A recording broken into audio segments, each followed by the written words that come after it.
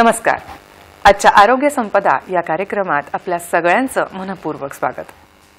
आपल्या संस्कृतीत किंवा विचारधारेत दानाला अत्यंत महत्त्व आहे. ज्ञानदान असो, अन्नदान असो किंवा श्रमदान असो. आजच्या काळाचं जर घेतलं तर अत्यंत श्रेष्ठ दान म्हणजे अवयवदान, देहदान हे मानलं जातं. आपलं अस्तित्व असेपर्यंत आपण इतरांना मदत करतो. ती मदत त्यांना फायदेशीरही ठरते. पण आपल्या अस्तित्वानंतर, आपल्या नसण्यानंतरही आपण इतरांना मदतीचा हात देऊन जीवनदान देऊ शकतो, आणि ते म्हणजे अवयवदान करून. म्हणूनच तर याला श्रेष्ठ दान म्हटलं जातं. आजच्या कार्यक्रमाचा विषय देखील हाच आहे, अवयवदान आणि प्रत्यारोपण. आणि याविषयी मार्गदर्शन करण्यासाठी स्टुडिओत आमंत्रित आहेत डॉक्टर विभावरी दाणे मॅडम, ज्या बालरोग तज्ज्ञ, माजी अधिष्ठाता शासकीय वैद्यकीय महाविद्यालय आणि आता नागपूर झोनच्या ट्रान्सप्लांट कोऑर्डिनेशन सेंटरच्या त्या अध्यक्ष आहेत. मॅडम, आजच्या कार्यक्रमात आपलं खूप खूप स्वागत आहे. नमस्कार. नमस्कार. आजच्या कार्यक्रमाचा विषय आहे अवयवदान आणि प्रत्यारोपण.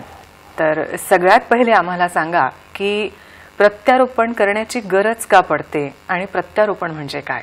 एखाद्या व्यक्तीला काही आजार झालेला असतो. तुम्ही डायलिसिस ऐकलं असेल, किडनीचा आजार काही झाला की त्याला डायलिसिस करावं लागतं, किंवा तुम्ही सिरोसिस हे नाव ऐकलं असेल. लिव्हरचा काही आजार झाला की सिरोसिस हा एक कॉमन आजार आहे. असा लिव्हरचा किंवा किडनीचा किंवा हार्टचा किंवा लंग्सचा वेगळे वेगळे आजार होऊ शकतात. आणि ह्या आजारासाठी उपचार करता करता एक वेळ अशी येते की कोणत्याही उपचाराला तो रुग्ण दाद देत नाही, आणि तो अवयव जास्त जास्त निकामी होत जातो. आणि शेवटी अशी वेळ येते की एकतर हा अवयव तरी बदलला पाहिजे, नाही तर मग हा रुग्ण काही वाचत नाही. बदलला पाहिजे म्हणजे एखादा सुस्थितीत असणारा, हेल्दी असणारा, काम करणारा तोच अवयव दुसऱ्या एखाद्या व्यक्तीच्या शरीरातून काढून ह्या रुग्णाच्या शरीराला लावणं, ट्रान्सप्लांट करणं, प्रत्यारोपण करणं, ह्याला म्हणायचं प्रत्यारोपण. अच्छा. मग एखाद्याची किडनी खराब आहे आणि तुम्ही किडनी ट्रान्सप्लांट केलं, किंवा लिव्हर पार खराब झालेला आहे आणि तुम्ही लिव्हर ट्रान्सप्लांट केलं, तर त्या आजाराने नाहीतर ही व्यक्ती मरणासन्न झालेली होती, मरणाच्या दारातच पोचलेली होती, आणि प्रत्यारोपणाशिवाय पर्याय नाही. अशा वेळी जर एखादं प्रत्यारोपण करणं शक्य झालं तर ह्या व्यक्तीला नवीन आयुष्य मिळतं, आणि हे मिळतं अवयवदात्याच्या अवयवदानातून. आता तुम्ही विचाराल अवयवदान म्हणजे काय? नक्कीच. प्रत्यारोपण करायचं, तो अवयव आणायचा कुठून?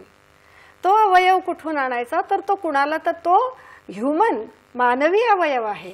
तो सुस्थितीतला आहे, तो कार्यरत असलेला आहे, तो जिवंत अवयव आहे. म्हणूनच आपण तो प्रत्यारोपित करू शकतो. तर असा अवयव ज्या व्यक्तीच्या शरीरातून आपण काढतो तो झाला अवयवदाता, आणि हे झालं अवयवदान. म्हणून हे अवयव दान केल्यानंतर त्या अवयवाचं प्रत्यारोपण करून ज्या व्यक्तीला ते प्रत्यारोपित अवयव मिळतो त्याला नवीन आयुष्याचं दान करणं, ह्यापेक्षा दुसरं जगात कोणतंही पुण्य असू शकतं का हो? हेच सगळ्यात मोठं पुण्य. नक्कीच. खूप छान सांगितलं आपण. पण प्रत्यारोपण करावं हे आपण कुठल्या याच्यावरून ठरवलं जातं? आता तुम्ही म्हणाले की तो अवयव काम करणं बंद करणार आहे किंवा तो निकामी होणार आहे, त्या दरम्यान सांगितलं जातं की हा अवयवच बदला. पण त्याच्यासाठी काही एज फॅक्टर आहे का, किंवा वयाच्या कुठल्या टप्प्यापर्यंत हे अवयव ट्रान्सप्लांट केलं जातं, आणि त्याच्यामध्ये काही धोके आहेत का? अवयव ट्रान्सप्लांट कुणाचं करू शकतो, कोणत्या वयापासून करू शकतो? तर सगळ्यात लहान अवयवदाता भारतामधला 4 दिवस वयाचा. अच्छा. 4 दिवसाच्या बेबीचे अवयव त्याच्या आईवडिलांनी डोनेट केलेले आहेत. कारण बघा, प्रत्येक अगदी तान्ह्या बाळापासून ते तरुण वयापासून ते म्हातारपणापर्यंत कोणताही आजार कुणालाही होऊ शकतो. त्याच्यामुळे किडनीचा आजार तरुण वयातच होईल किंवा तो म्हातारपणी होईल की नाही, किंवा असं काही सांगता येत नाही. किंवा अगदी लहान मुलांना सुद्धा आजार होणार नाहीत असं नाहीच. तर ज्या वयात एखादा ऑर्गन, कुठलाही आजार झाला की तुम्ही डॉक्टरकडे जाता, तपासणी करता. तुमचे डॉक्टर त्या विषयातले तज्ज्ञ डॉक्टरांकडे जाता आणि सगळे उपचार करून झाल्यावर मग ते डॉक्टर सांगतात की तुमचा हा अवयव दाद देत नाही आहे उपचाराला आणि हा फार जास्त निकामी झालेला आहे, तर आता तुम्हाला या अवयवाच्या प्रत्यारोपणाची गरज आहे. मग जर लहान मुलं असतील तर त्यांना तुम्ही मोठ्या माणसाची 50 वर्षाच्या वयाची किडनी नाही लावू शकणार 3 वर्षाच्या 2 वर्षाच्या मुलाला. तर साधारणपणे जो वयोगट आहे त्या वयोगटाच्या आसपासचा ऑर्गन त्या वयोगटाला लावला जातो, जो ज्यावेळी अवयव उपलब्ध असतो. कारण कोणता अवयव केव्हा उपलब्ध होईल हे काही सांगता येत नाही. नक्कीच. अवयवदान कोणी करायचं किंवा कोण करू शकतं? अवयवदान जिवंत व्यक्ती करू शकते. म्हणजे बघा, रक्तदान तुम्ही ऐकलंय, सगळ्या समाजात प्रत्येक जण रक्तदान करतो. प्रत्येक वाढदिवसाला रक्तदान करावं असं आपण म्हणतो, म्हणजे तुमचा वाढदिवस जास्त चांगला सेलिब्रेट होईल. जिवंत व्यक्तींचं बोन मॅरो ट्रान्सप्लांट पण तुम्ही ऐकलं असेल. बोन मॅरो डोनेशन आणि ट्रान्सप्लांटेशन, 2 जुळी भावंड आहेत आणि त्यांचे जर सगळे गुण कॉम्पिटॅबिलिटी सारखी आहे आणि एखाद्याला ल्युकेमिया झालाय तर दुसऱ्या व्यक्तीचा बोन मॅरो काढून देता येतो, हे ऐकलं आहे आपण. जिवंत व्यक्ती जर धडधाकट असेल, संपूर्णपणे निरोगी असेल, तर अशा वेळी काही अवयव आपल्याला काढून देता येतात. जसं की 2 किडनीज आहेत आपल्या शरीरात, 2 लंग्स आहेत आणि हार्ट मात्र एकच आहे. लिव्हरचे 2 भाग असतात, राईट आणि लेफ्ट लोब असतो. तर ह्यातला अर्धा भाग म्हणजे 1 किडनी, लिव्हरचा काही भाग किंवा 1 लंगचा भाग किंवा पूर्ण लंग किंवा 1 लंगचा काही भाग हे जिवंत व्यक्ती डोनेट करू शकते. हे डोनेट करताना हे तपासून पाहिलं जातं की अमुक इतका भाग दिल्यानंतर त्या व्यक्तीच्या जीवाला किंवा त्यांच्या लाईफस्टाईलला, त्याच्या निरोगीपणाला कुठल्याही प्रकारे बाधा येणार नाही. हे तज्ज्ञ डॉक्टर ठरवतात आणि नंतरच मग तो ऑर्गन त्या व्यक्तीच्या शरीरातून काढला जातो आणि त्याप्रमाणे मग तो योग्य त्या जो इच्छुक आहे, रेसिपियंट आहे, त्याला तो प्रत्यारोपित केला जातो. खूपच छान मार्गदर्शन करत आहात आपण. डॉक्टर, आम्हाला सांगा की जसं रक्तदान केल्यानंतर जो घेणारा असतो त्याच्या सुद्धा काही चाचण्या केल्या जातात किंवा त्या रक्तामध्ये काही घटक आहेत की नाही याच्या सुद्धा चाचण्या आणि मिळवणं हे जे म्हणतात ते केलं जातं. तर अवयव जेव्हा डोनेट केले जातात आणि जो घेणारा असतो त्या संदर्भात पण काही चाचण्या होतात का? जरूर. तुमचा प्रश्न फार महत्वाचा आहे आणि सांगणं जरुरी आहे. पण मी मागच्या प्रश्नाचं उत्तर अर्धवटच दिलं. कोण अवयव दान करू शकतो ह्याच्यात मी तुम्हाला जिवंत व्यक्तीबद्दलचं सांगितलं की ते कोणते अवयव दान करू शकतात. पण महत्वाचे पुढचे 2 आणखीही प्रकार आहेत. एक म्हणजे मृत व्यक्ती. मृत व्यक्ती म्हणजे ज्याचं हार्ट थांबलाय आणि ज्याचा श्वास थांबलाय, ती व्यक्ती मृत झाली. हृदयगती थांबली आणि श्वास थांबलाय. अशी व्यक्ती सर्वार्थाने, लौकिक अर्थाने ज्याला आपण मृत म्हणतो, ती व्यक्ती मृत झाल्यावर पहिल्या 6 तासात त्याचे कॉर्निया म्हणजे डोळे नेत्रदान करू शकतो किंवा त्याची त्वचा सुद्धा दान केली जाऊ शकते. अशा व्यक्तीची त्वचा जर दान केली म्हणजे त्वचेचा अगदी पातळ वरचा लेअर एक डर्मॅटोम नावाच्या मशीनने काढला जातो. त्यांनी काहीही डिस्फिगरमेंट होत नाही. आतलं काही दिसेल की काय अशी भीती असते लोकांना, तसं काहीही होत नाही. आणि सगळी त्वचा नाही काढत, थोडीशी त्वचा ठिकठिकाणची काढली जाते. त्या मृत व्यक्तीच्या शरीराची कुठल्याही प्रकारची विद्रूपपणा त्याला येत नाही हे सांगणं अत्यंत आवश्यक आहे. ही कुठे वापरली जाते ही त्वचा? ही काढलेली त्वचा 5 वर्षापर्यंत स्टोअर करू शकतो आपण, एक. आणि दुसरं, बर्न्स, जळीत रुग्ण ज्याला म्हणतो, कुठल्याही कारणाने जळलेले रुग्ण, ह्या रुग्णांचं अत्यंत भयानक नरक यातनातून हे लोक जातात. भयंकर दुखतं त्यांना. त्या रुग्णांच्या जखमेवर ड्रेसिंग म्हणून हे सगळ्यात चांगलं त्वचादान आहे. हे झालं मृत व्यक्तीचं. तिसरं आणि सगळ्यात महत्वाचं अवयवदान करणारी व्यक्ती म्हणजे मेंदू मृत व्यक्ती. अच्छा, मेंदू मृत मेंदू म्हणजे मृत नेमकं हा काय? जरा एक वेगळा शब्द आहे. म्हणजे मृत माहिती आहे, जिवंत माहिती आहे. मेंदू मृत व्यक्ती म्हणजे काय? मेंदू मृत, ब्रेन डेड. ब्रेन डेड म्हणजे आता आपलं जे ब्रेन आहे, मेंदू आहे, त्यातल्या मिड ब्रेन मध्ये, ब्रेन स्टेम मध्ये एक साधारण 2 सेंटीमीटर व्यासाच्या आकाराचा एक केंद्र आहे. ते आहे आपल्या श्वासाचं केंद्र. अच्छा. आता समजा काही कारणाने इंजुरी झाली, ट्रॉमा झाला, ऍक्सिडेंट झाला किंवा तिथे ट्यूमर झाला किंवा काही कारणाने तो भाग जर डेड झाला, डेड, डॅमेज नाही, डेड, इररिकव्हरेबल, परत जिवंत होऊ शकणार नाही असा डेड झाला, तर ती व्यक्ती परत कधीही श्वास घेऊ शकणार नाही. कारण श्वासाचं केंद्र तिथे आहे. श्वासाचं केंद्र जर डेड झालं तर ती व्यक्ती श्वास घेऊ शकणार नाही. आता समजा उदाहरण देते, एखादी व्यक्ती ऑफिसमध्ये निघाली असेल 30-40 वर्षाची आणि घरी परत येताना ऍक्सिडेंट झाला आणि ऍक्सिडेंट झाला, जिथे कुठे ऍक्सिडेंट झाला जवळच्या हॉस्पिटलमध्ये ऍडमिट केलं गेलं, हळूहळू उपचार केल्या गेले, हळूहळू लक्षात आलं की हे उपचारांना प्रतिसाद देत नाहीये आणि हळूहळू अनकॉन्शियस होत आहेत, त्यांचा श्वास आता बरोबर नाहीये, मग त्यांना व्हेंटिलेटरवर टाकलं जातं. हे तुम्ही ऐकलंच असेल की व्हेंटिलेटर पहिले ऑक्सिजन लावतात, मग व्हेंटिलेटरवर टाकलं जातं. व्हेंटिलेटरवर टाकल्या गेलं की काय होतं की तुम्ही आर्टिफिशियल श्वास त्यांना ऑक्सिजन देत राहता. म्हणजे जरी त्याचं ब्रेन डेड झालेलं असेल, रेस्पिरेटरी सेंटर इज डेड, पण तरीही तुम्ही व्हेंटिलेटर असल्यामुळे त्यांना श्वास देत राहता. आणि अशा व्यक्तीचं हृदय जेव्हा सुरू असतं, हृदय सुरू आहे, श्वासाचं केंद्र नाही आहे, पण ती व्यक्ती व्हेंटिलेटरवर आहे, म्हणजे आर्टिफिशियल रेस्पिरेशन आणि हार्ट दोन्ही सुरू आहे. हार्ट ब्लड पंप करता आहे सगळ्या ऑर्गन्सना, रक्ताभिसरण होतं आहे, ऑर्गन्स जिवंत आहेत. कळला फरक? ऑर्गन्स जिवंत आहे, मेंदू मृत आहे, ही व्यक्ती कधीही श्वास घेऊ शकणार नाही, ब्रेन डेड आहे, पण ऑर्गन्स जिवंत आहे. अशी स्थिती काही वेळपर्यंत 48 ते 72 तास पर्यंत राहू शकते. त्यानंतर मात्र जर ब्रेन डेड असेल आणि तुम्ही व्हेंटिलेटरवरही टाकलं तरीही हळूहळू ते हार्ट पण बंद पडतं.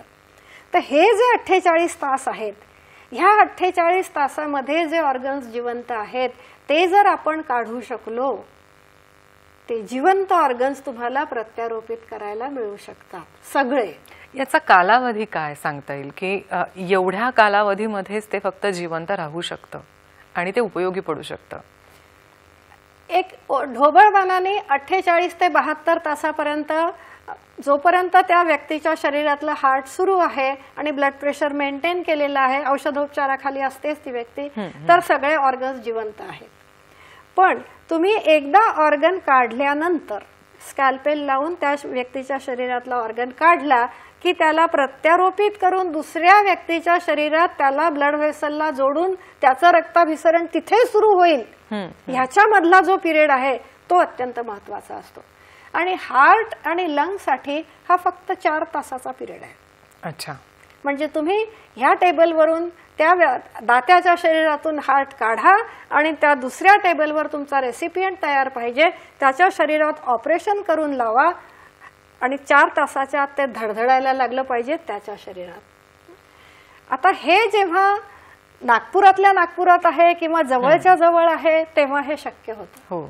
कधी कधी इथे जर इच्छुक रेसिपियंट नसेल तर मग हे आम्ही वरती कळवतो, म्हणजे नागपूर झोन मध्ये नाही आहे, मग आम्ही स्टेटला कळवतो. अच्छा. आणि SOTTO state tissue and transplant organisation आहे, ते स्टेट मधल्या कुणाला हवं आहे का, बाकी सेंटर्सना हवं आहे का हा ऑर्गन हे विचारतात. त्यांना नको असेल तर रिजनला विचारलं जातं, नाहीतर मग ते नोटोकडे जातं. अच्छा, आपण याविषयी जाणून घेऊया. आता कार्यक्रमात वेळ झाली आहे एका छोट्याशा विश्रांतीची.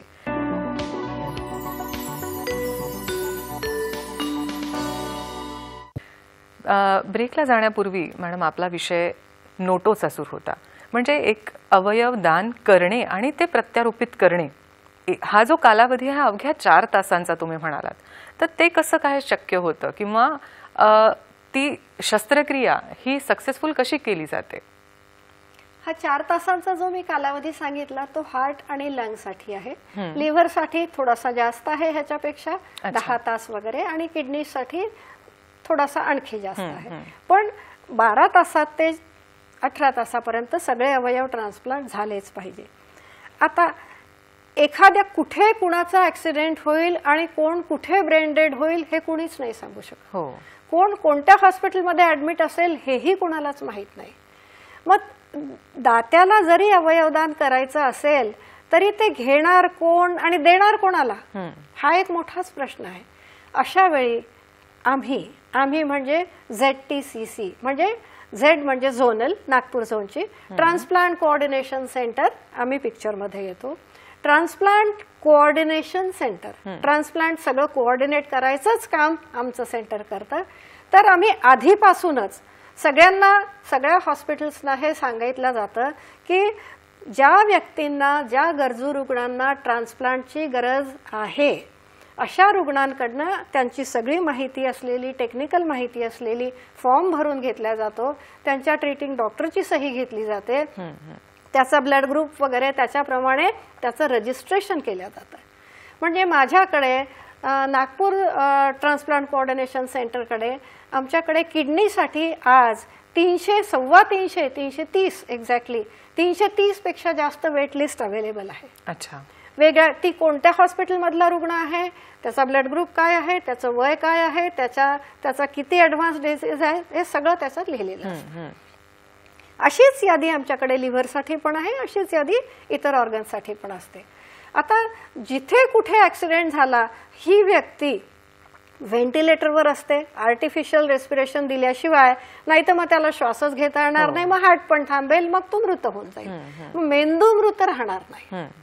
मेंदू मृतमध्ये व्हेंटिलेटरवर असणं आवश्यक ह्याच्यासाठी असतं कारण त्याचं श्वसन क्रियेचं केंद्र निकामी झालेलं असतं, पण हार्ट सुरू असतं आणि श्वसन थांबायच्या आत ऑर्गन काढणं गरजेचं असतं आणि तोपर्यंत म्हणजे व्हेंटिलेटरवर असणं आवश्यक असतं. म्हणजे मला तुम्हाला हे सांगायचंय, ज्या ज्या ठिकाणी व्हेंटिलेटरची फॅसिलिटी उपलब्ध आहे अशा ठिकाणी ब्रेन डेड व्यक्ती डायग्नोज केल्या जाऊ शकतो. ज्याचा कुणाचा अपघात कुठेही झाला, आधी छोट्याशा प्रायमरी हेल्थ सेंटरमध्ये नेल्यावर जेव्हा डॉक्टरच्या लक्षात येतं नाही मोठ्या सेंटरमध्ये न्या असं सांगतात की नाही, तर अशा वेळी जिथे जिथे क्रिटिकल केअर फॅसिलिटी किंवा व्हेंटिलेशन केअर देण्याची फॅसिलिटी आहे अशा सगळ्या केंद्रांमध्ये मेंदू मृत व्यक्ती होऊ शकतो. कायदा असा आहे, कायद्यावर आपण येऊ नंतर, कायदा असा आहे की कुठल्याही हॉस्पिटलमध्ये जिथे व्हेंटिलेशनची फॅसिलिटी आहे, जी व्यक्ती मेंदू मृत होते त्याचं रिपोर्टिंग करणं आवश्यक असतं. दुर्दैवाने तसं होत नाही. अच्छा. म्हणजे अमुक एक व्यक्ती मेंदू मृत झाली आहे, या सगळ्या हॉस्पिटल्सना ट्रान्सप्लांट कोऑर्डिनेशन सेंटरचा नंबर माहिती असतो, हॉस्पिटलमध्ये लागलेला असतो. कॉमन मॅनला नसेल हे माहिती, पण हॉस्पिटल्समध्ये माहीत असतो आणि ही व्यक्ती तर व्हेंटिलेटरवर असतेच असते. तर त्या हॉस्पिटल्सनी फक्त आम्हाला इन्फॉर्म करायचं आहे की अमुक अमुक व्यक्ती या हॉस्पिटलमध्ये इथे ब्रेन डेड झालेली आहे. पुढचं सगळं ZTCC करते. सगळं करते म्हणजे काय करते, आमची एक ट्रान्सप्लांट कोऑर्डिनेटर ही एक विशेष प्रशिक्षित आमच्याकडे आहे, एक व्यक्ती अपॉइंट केलेली असते. आणि मग त्या हॉस्पिटलमध्ये सुद्धा एक ट्रान्सप्लांट कोऑर्डिनेटर असते. आणि मग तिथे जाऊन त्या आता मला तुम्ही जस्ट कल्पना करा, कुणाचा तरी अचानक ऍक्सिडेंट झाला, एक यंग 30-40 45-50 वर्षाची व्यक्ती ब्रेन डेड झाली, घरी आले असते आणि अचानक ब्रेन डेड झालं आणि आता डॉक्टर म्हणले की नाही व्हेंटिलेटरवर टाका, आता म्हणतात डेड झाले. त्या नातेवाईकांच्या मनस्थितीची कल्पना करा. अशा वेळी त्यांच्याकडे जायचं आणि त्यांना म्हणायचं 48 तास आहेत फक्त, याचे ऑर्गन्स द्या. सोपं आहे का? फार कठीण आहे, फार कठीण आहे, अत्यंत कठीण आहे. इनह्युमन वाटावं, अमानवी वाटावं इतकं कठीण आहे. तर अशा वेळी पण हेच 48 तास आपल्या हातात महत्वाचे आहे, हे नाहीच आहे, त्याच्यानंतर नाहीच, ते सगळं बंद पडणार आहे. आणि मग हे ऑर्गन्स अक्षरशः आपण स्मशानात जळून टाकणार आहोत किंवा आपण त्यांना कब्रस्तानात पुरणार आहोत. आणि जे ज्या व्यक्तींचे जीव वाचायचे ते माती मोल ते तसेच मरणार आहेत. ह्याच्यासाठी ह्या ट्रान्सप्लांट कोऑर्डिनेटर्सना विशेष प्रशिक्षण दिलं जातं की समुपदेशन कसं करायचं, त्यांच्या बरोबर जाऊन त्या फॅमिलीला हळूहळू कसं समजावून सांगायचं आणि मग त्यांच्याकडनं संमती घ्यावी लागते. कुणाची? जी व्यक्ती आहे त्यांचे जवळचे फॅमिली, म्हणजे फॅमिलीच्या डेफिनेशन मध्ये जे येतात आई वडील मुलं यांची सगळ्यांची संमती लागते. समजा 3 मुलं, तसं अनेकदा झालंय आमच्या बरोबर. 3 मुलं आहेत आणि ते त्यांचे वडील ब्रेन झालेले आहे. आईने होकार दिला, 3 मुलांपैकी 2घांनी होकार दिला, 1 मुलगी म्हणाली नाही, अच्छा नाही करायचं. असं जर झालं तर मग पुढे नाही जाता येत. सगळ्यांची युनानिमस, सगळ्यांची संमती लागते, जे फॅमिली म्हणून डेफिनेशन मध्ये येतात त्यांची. त्यांनी रिटर्न कन्सेंट दिला, लेखी त्यांनी संमती दिल्यानंतर कोणत्या अवयवांसाठी कन्सेंट आहे हे सुद्धा विचारलं जातं. मी जसं सांगितलं, खूपदा लोक म्हणतात त्वचा नाही काढायची, त्वचेला नाही आम्ही करू देणार, तुम्ही नेत्रदान करू शकता, तुम्ही अमुक ऑर्गन घेऊ शकता. त्याच्यामुळे त्याच्यासाठी सुद्धा त्यांचा कन्सेंट घेतला जातो. मग त्या व्यक्तीच्या सगळ्या टेस्ट केल्या जातात, ब्लड ग्रुप कोणता आहे, इतर अनेक बायोकेमिकल टेस्ट केल्या जातात ज्या तज्ज्ञांना आवश्यक आहे. ते रिपोर्ट्स आमच्याकडे येतात. मग एक अशी बांधलेली फार टाईट नीट ग्रुप आहे. इलेक्ट्रॉनिक युगामध्ये नागपूरमध्ये जितके हॉस्पिटल्स आहेत, नागपूर झोनमध्ये 16 ट्रान्सप्लांट सेंटर्स माझ्याकडे रजिस्टर्ड आहेत. अच्छा. त्या ट्रान्सप्लांट सेंटर्समध्ये किती लोक त्यांचे कोणाकडे किती आहे, किडनीसाठी किती, लिव्हरसाठी किती, कोणत्या ग्रुपचे किती, ही सगळी लिस्ट माझ्याकडे आहे, आधीपासूनच आहे. मग त्या वेट लिस्ट प्रमाणे किडनी कोणाकडे जाईल त्या रोटेशन प्रमाणे आम्ही त्या हॉस्पिटलला म्हणतो या नंबरना फोन करून विचारा तुमचा अशी किडनी अवेलेबल आहे, तुमच्या कोणत्या रुग्णाला लागू शकते का. असा प्रत्येक लिव्हरचा किडनीचा रुग्ण पाहिला जातो. जर आता नागपूरला हार्ट ट्रान्सप्लांट एकच झालं आतापर्यंत, जास्त होत नाहीत अजून तरी झालेलं नाही. 3 सेंटर्स रिकॉग्नाइज्ड आहेत खरं म्हणजे, पण व्हायला पाहिजे हार्ट ट्रान्सप्लांट, पण होत नाहीयेत. मग आम्ही हार्ट आणि लंग्ससाठी अलर्ट पाठवतो म्हणजे आम्ही स्टेटला कळवतो इलेक्ट्रॉनिकली, त्या मेसेजवरून जातं की असा एक पेशंट आहे, या ब्लड ग्रुपचा आहे, या वयाचा आहे, त्याचे हे रिपोर्ट्स आहेत आणि हार्ट आणि लंग अवेलेबल आहे, इतके वाजता रिट्रीव्हल करणार आहोत. रिट्रीव्हल म्हणजे ऑर्गन्स आम्ही इतके वाजता काढणार आहोत. कारण बघा, लिव्हर एका हॉस्पिटलला जाणार, किडनी 3ऱ्या हॉस्पिटलला जाणार, हार्ट चेन्नईला जाणार, लंग्स मुंबईला जाणार. हे सगळे टीम्स एकत्र आले पाहिजे. तुम्ही ऑर्गन्स तर एकाच वेळी काढाल ना. ह्यांचं सगळ्यांचं कोऑर्डिनेशन करणं हे आमचं काम, ZTCC. समुपदेशन करणं, त्यांच्याकडनं संमती घेणं हे ZT. त्याच्यात ज्या कुठल्या डिफिकल्टीज येतील त्या सगळ्या सॉल्व्ह करणं, हे या सगळ्या टीम्सना एकत्र आणून मग ते डॉक्टर्स आपले आपले ऑर्गन्स काढून ते आपल्या हॉस्पिटलला निघून जातात प्रत्यारोपण करण्यासाठी. यामध्ये एक प्रश्न मला आलेला आहे, तो म्हणजे की कधी कधी ऍक्सिडेंट झाल्यानंतर त्याचं ऑर्गन तुम्ही काढता, पण ते प्रिझर्व करणं, एखाद्या डोनरला ते मिळेपर्यंत किंवा त्याच्यापर्यंत ते पोचेपर्यंत ते प्रिझर्व करणं खूप गरजेचं आहे.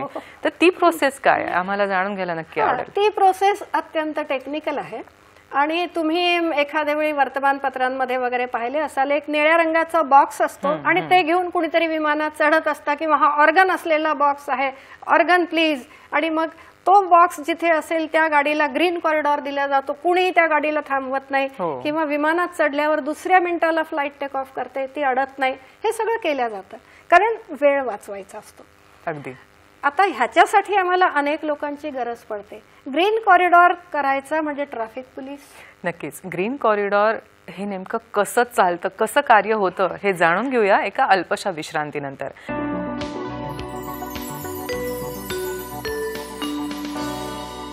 डॉक्टर, विश्रांतीला जाण्यापूर्वी आपण ZTCC याचं कार्य सांगितलं.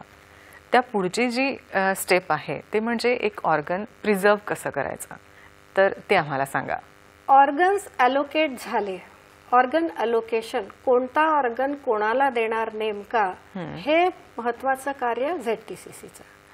ते कसं करायचं ते सांगितलं. आमच्याकडे यादी असते आणि त्याच्याप्रमाणे फर्स्ट कम फर्स्ट सर्व्ह बेसिसवर दिल्या जातं.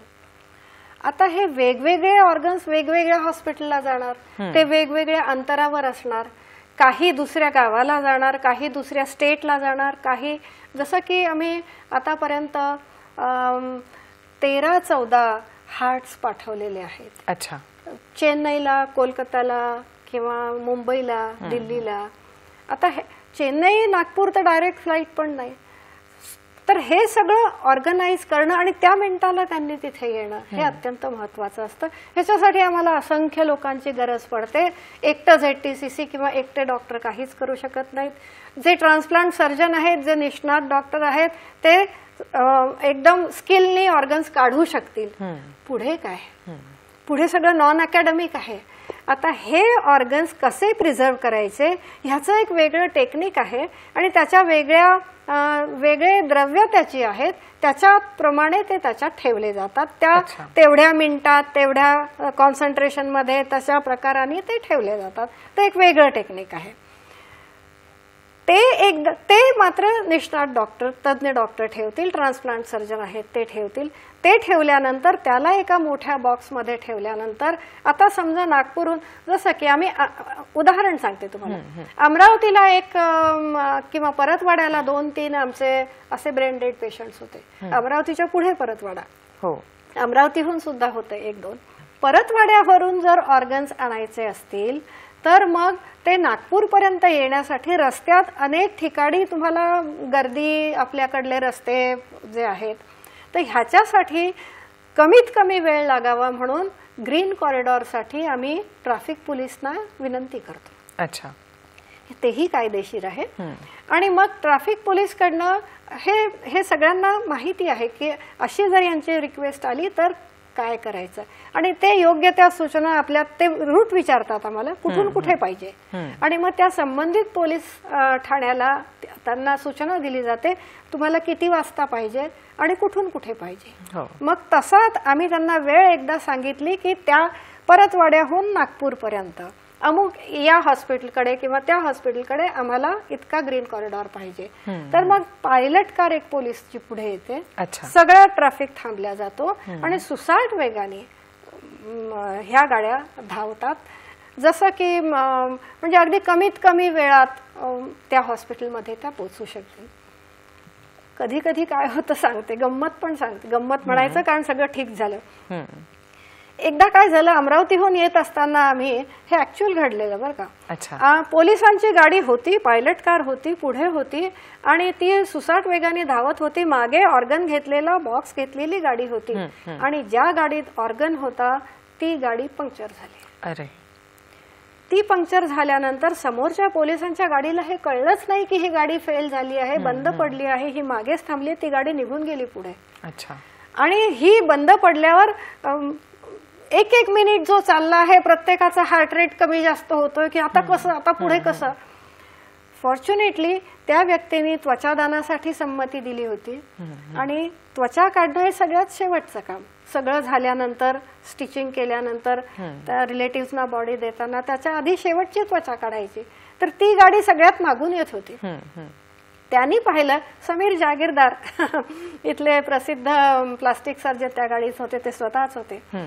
त्यांनी पाहिलं की अरे हा तर ऑर्गन असलेली ही आपली गाडी बंद पडली आहे. मग त्यांनी तो बॉक्स घेऊन स्वतःच्या गाडीत टाकला, ते डॉक्टर त्या गाडीत बसले आणि पुढे निघाले. तिथून मुख्यालयाला फोन केला ट्रॅफिक पोलिसना, असं असं झालंय.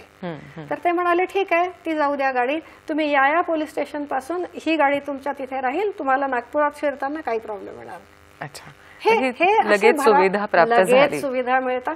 कारण जर तुम्हाला अगदी गर्दीच्या ठिकाणी हॉस्पिटलमध्ये जायचं तर ते हवंच. असंच जर मुंबईला किंवा दुसऱ्या एअरपोर्ट अथॉरिटीची सुद्धा आम्हाला वर्ध्याहून, सावंगी मेघे वर्ध्यावरून एक बॉक्स आणला, ऑर्गनचा बॉक्स ग्रीन कॉरिडॉर मध्ये. एअरपोर्टमध्ये त्याच्यात चढल्यानंतर दुसऱ्या मिनिटाला लगे, मग ते विमान थांबत नाही, ती सगळी यंत्रणा तशी कार्यरत होते आणि ते सगळेजण मदत करतात. आणि समाजामध्ये जेव्हा हा मेसेज जातो की इतक्या लोकांचं, तुम्हीही बातम्या वाचल्या असतील, यांचं डोनेशन झालं आणि इतक्या लोकांचं ट्रान्सप्लांटेशन झालं, तर जे काय आहे की समाजामध्ये किडनी स्कॅम, किडनीचं रॅकेट, यांनी किडनी विकली, त्या डॉक्टरनी किडनी चोरली, अमक्यानी काढली वगैरे वगैरे हे वाचल्या जातं. तेव्हा कॉमन मॅनच्या मनात हे असे अनेकदा प्रश्न येतात की हे खरं आहे की खोटं आहे, हे द्यावं आम्ही होकार की नाही देऊ. तर मीडिया किंवा दूरदर्शन किंवा वर्तमानपत्र, प्रिंट मीडिया सगळ्याच प्रकारचा हा जो तुम्ही कार्यक्रम घेत आहात त्याचं महत्त्व हे आहे मॅडम की समाजापर्यंत हे जातं की नाही ऑर्गन्स लागतात, ते कुणाला तरी जीवनदान मिळतं आहे, अदरवाईज ती माणसं मेली असती, पण ते जिवंत आहेत आज. आणि असा जेव्हा मेसेज जातो आणि मग जेव्हा डॉक्टर सांगतात की हा मेंदू मृत झालाय बरं का, हा ब्रेन डेड आहे, तो शॉक असतो थोडा, पण त्याच्यावर त्या शॉकमधनं जेव्हा आधारातून त्यांना बाहेर काढतो आणि जेव्हा समाजाला हे माहीत असतं की आपण ऑर्गन डोनेट करू शकतो तर समुपदेशन करणं सोपं होतं, त्यांची संमती मिळवणं सोपं होतं आणि अनेकांचे जीव वाचू शकतात. म्हणून तुमच्या कार्यक्रमाचं महत्त्व. नक्कीच, कारण एखादा त्रासात असलेला व्यक्ती हा जीवनदान घेऊन उत्तम आयुष्य जगू शकतो, त्याबरोबरच मृत झालेल्या व्यक्तीचा एक अवयव त्याच्या शरीरामध्ये जिवंत राहू शकतो. याच्यापेक्षा चांगली कुठली गोष्ट आहे. तुम्ही मेंदू मृत ही संकल्पना सांगितली, पण बऱ्याचदा असा संभ्रम निर्माण होतो की मेंदू मृत आणि कोमामध्ये जाणं, तर हे दोन खरं तर भिन्न गोष्टी आहेत. तर यातला फरक काय आहे आणि दोन्ही केसेसमध्ये अवयव काढले जातात का? फार चांगला प्रश्न विचारला, कारण हा फार महत्त्वाचाही प्रश्न आहे. कोमामध्ये बेशुद्ध अवस्थेत एखादी व्यक्ती असते, ती बेशुद्ध असते. कोमामधली व्यक्ती व्हेंटिलेटरवर असतेच असं नाही. अच्छा. ती श्वास घेऊ शकते, तिचं हार्ट सुरू असतं, पण तिचं कॉन्शियसनेसचं सेंटर नसतं, काही काळासाठी बंद झालेलं असतं. हा महत्वाचा शब्द, काही काळासाठी. आता हे काही काळासाठी ही व्यक्ती कधी कॉन्शियस होईल की नाही, 10 मिनिटांनी होईल, 2 वर्षांनी होईल की 20 वर्षांनी होईल की नाही होणार, हे कुणालाही सांगता येत नाही.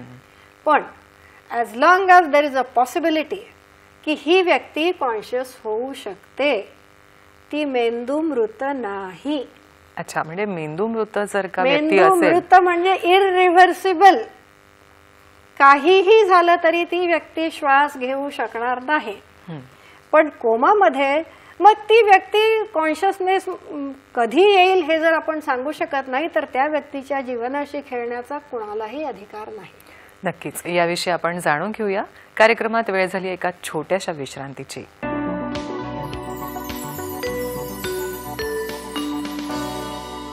छोट्याशा विश्रांतीनंतर आपल्या सगळ्यांचं पुन्हा एकदा स्वागत आहे आरोग्य संपदा या कार्यक्रमात.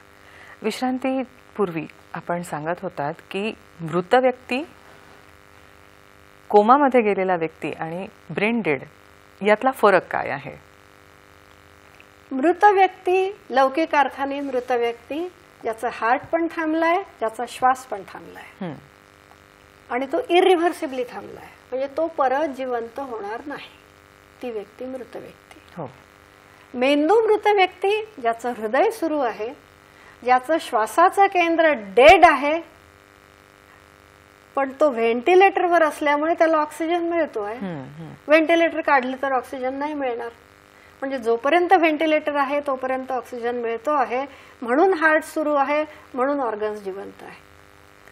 कोमामधली व्यक्ती, तिचा कॉन्शियसनेस नसतो, नाही आहे, अनकॉन्शियस आहे, बेशुद्ध आहे. कोमामधली व्यक्ती इररिव्हर्सिबली कोमामध्ये असते असं नाही. ती परत, तुम्ही अनेक सिनेमांमधनं किंवा वाचलं असेल पुस्तकांमधनं, आणि इतकी वर्ष झाली का मला तर कळलंच नाही, काल झोपलो होतो वगैरे. म्हणजे मुद्दा हा आहे की कोणती व्यक्ती परत कॉन्शियस होऊ शकते.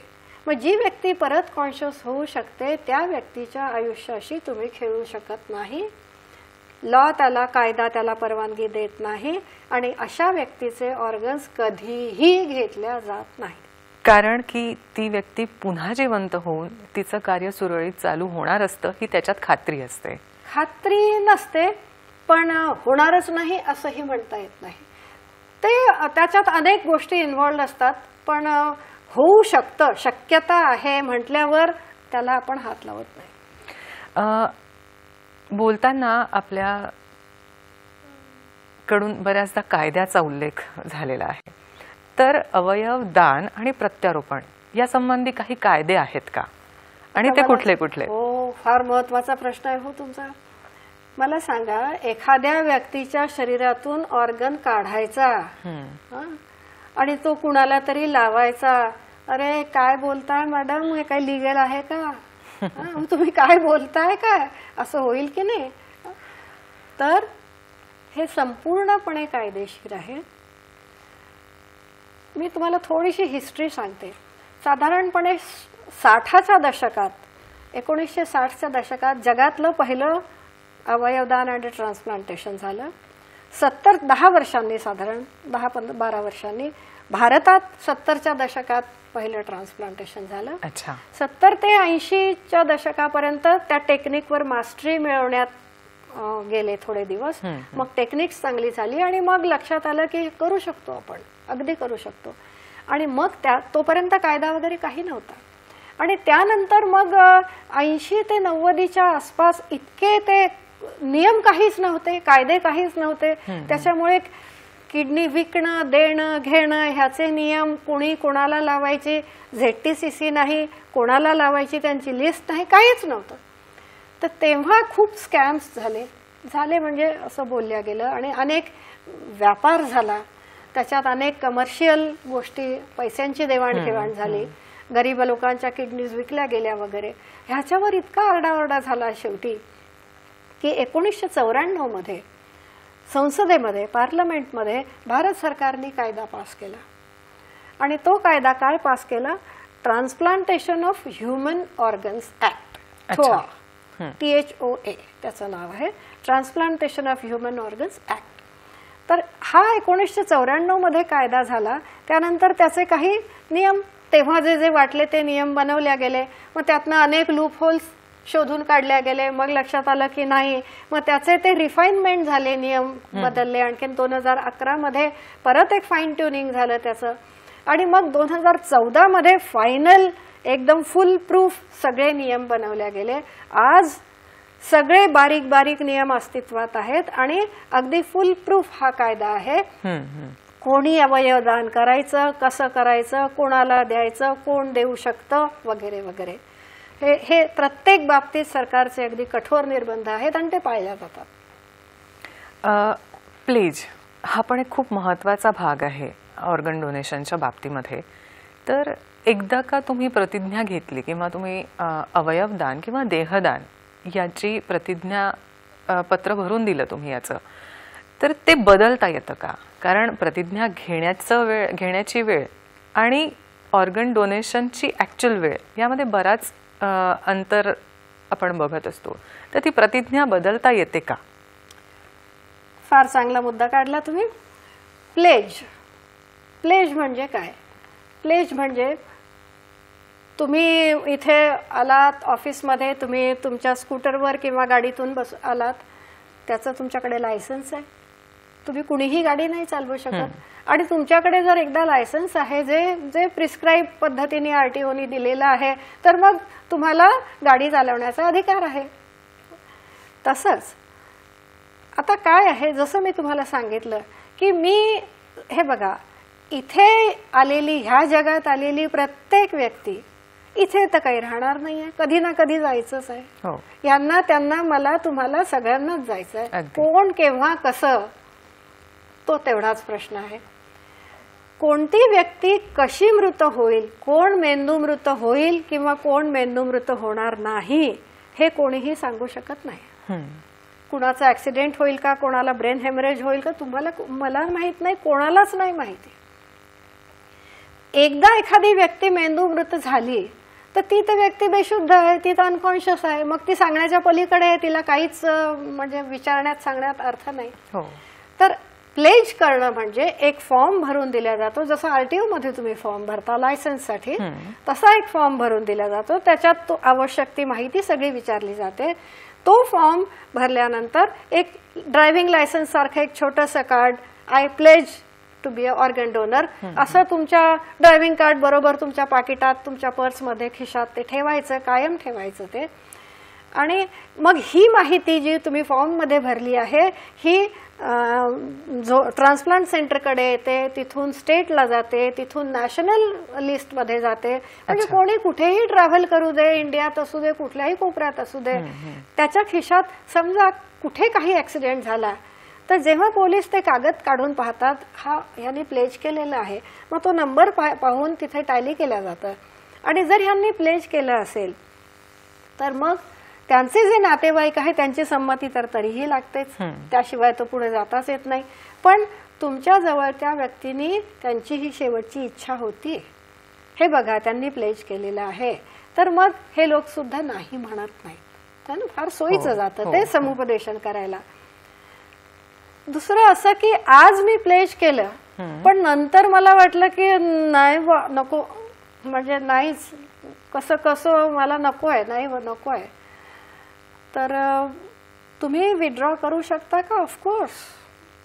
हे तुम्ही स्वेच्छेने इच्छा तुमची व्यक्त केलेली आहे, ह्याला काहीही बंधन नाही, तुम्ही हे केव्हाही मागे घेऊ शकता. इतकंच नाही, एखाद्या व्यक्तीने प्लेज केलेलं असेल तरीही त्याच्या फॅमिलीतल्या एकाही व्यक्तीने ऑब्जेक्शन घेतलं तरीही अवयवदान होत नाही, आणि हे तुम्ही केव्हाही परत घेऊ शकता. आरोग्य संपदा या कार्यक्रमात वेळ झाली एका छोट्याशा ब्रेकची. भेटूया ब्रेक नंतर.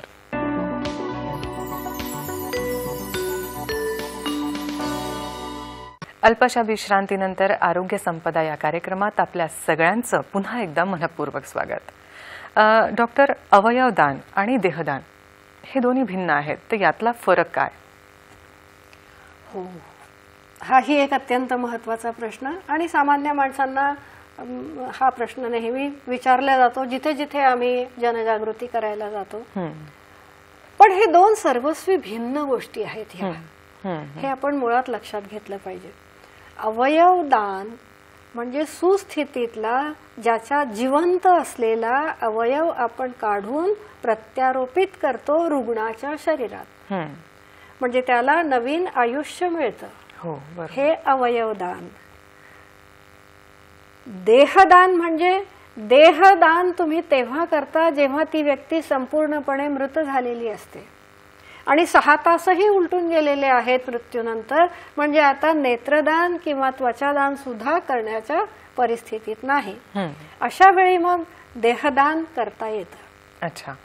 देहदान केल्याने कुठलाही अवयव किंवा कुठलीही त्या शरीरातला कुठलाही भाग प्रत्यारोपित केला जाऊ शकत नाही. रुग्णाला ह्याचा फायदा होत नाही. पेशंटसाठी देहदानाचा काहीही संबंध नाही. मग का करायचं देहदान? देहदान ह्याच्यासाठी करायचं की आता मी डॉक्टर आहे, डॉक्टर म्हणून जी प्रत्येक स्टुडंट जो ऍडमिट होतो मेडिकल कॉलेजमध्ये, ऍडमिशन जी त्यांना मिळते, तर सुरुवातीला पहिल्या वर्षी फर्स्ट MBBS ला नॉर्मल शरीर कसं असतं कसं आणि कार्य कसं करतं एवढंच आम्ही शिकतो. जोवर तुम्हाला नॉर्मल माहित नाही तोवर तुम्हाला डिझीज कसा येणार? तर म्हणजे नॉर्मल शरीर कसं असतं हे समजून घेण्यासाठी जे ह्युमन देह आहेत, जे मृत पावलेले देह आहेत, जे अशा देहदानातून मिळतात, त्याचं डिसेक्शन करून आम्ही प्रत्येक गोष्ट शिकतो. दाखवलं जातं की ऍक्च्युअल शरीर असं असतं. आम्ही स्वतः करतो, विद्यार्थी स्वतः करतात आणि त्यांना शिकवायला मग असतातच सगळे. 1.5 वर्ष हे शिकवलं जातं. अच्छा. की ब्लड वेसल कुठून कुठे जाते, मसल कशी जाते, काय कुठे होतं, स्किन कशी असते, कशाचा थिकनेस, जॉईंट कुठे, बोन कुठे, ते सगळं शरीर रचना शास्त्र ते त्याच्यातून शिकलं जातं. आणि त्याच्यासाठी जर नॉर्मल शरीर मला शिकायचं असेल, जे की शिकल्याशिवाय मी डॉक्टर नाही होऊ शकणार चांगली, ते शिकण्यासाठी मला देह लागेल. आणि तो देह कुठून मिळेल? तर देहदानातून मिळेल. म्हणून देहदानाचं महत्व अतोनात आहे. जाता जाता ज्या दर्शकांना अवयवदान करण्याची इच्छा आहे त्यांनी कुठल्या प्रोसेसमध्ये जायचं? अवयवदान करण्यासाठी जर प्लेज करायचं असेल तर ऑनलाईन प्रोसेस अवेलेबल आहे. ztccnagpur.org अशी आमची वेबसाईट आहे. NOTTO national organ and tissue transplantation, नोटोची पण वेबसाईट आहे. नागपूरमध्ये रोटरीची पण वेबसाईट आहे. नागपूरमध्ये एक मोहन फाउंडेशन म्हणून एक NGO आहे, त्यांची पण वेबसाईट आहे.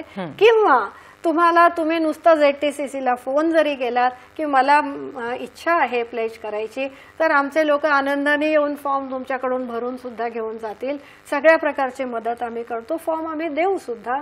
तुमच्याकडून माहिती घेतल्यानंतर ती माहिती संकलित करून त्याची एक यादी बनवली जाते आणि ती स्टेट, रिजन, नेशन सगळीकडे दिली जाते. अगदी सोपं आहे प्लेज करणं आणि हे काही फायनल नाही, तुम्ही कधीही नाही म्हणू शकता, हे आहेच. जरूर प्लेज करावं. ड्रायव्हिंग लायसन्स ठेवता ना तुम्ही, तसंच हे तितकंच आवश्यक. मॅडम, आज आपण इथे आलात आणि अवयवदान आणि प्रत्यारोपण याविषयी खूप छान मार्गदर्शन केलं. आपल्या दर्शकांनाही त्याचा नक्कीच उपयोग होईल. आजच्या कार्यक्रमात इतकंच. नागपूर दूरदर्शनच्या वतीनं मी आपले मनपूर्वक आभार मानते. नमस्कार. नमस्कार.